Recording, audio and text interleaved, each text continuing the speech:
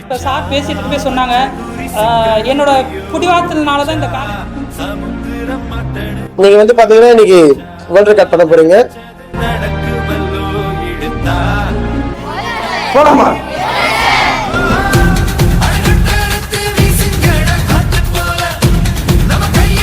அந்த பொண்ணெல்லாம் சுத்தமா முடியல, பட் ஷி ட்ரைட்.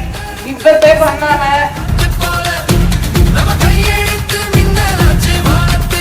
இது ஒரு இட்ஸ் குரூப் ரெக்கார்ட்.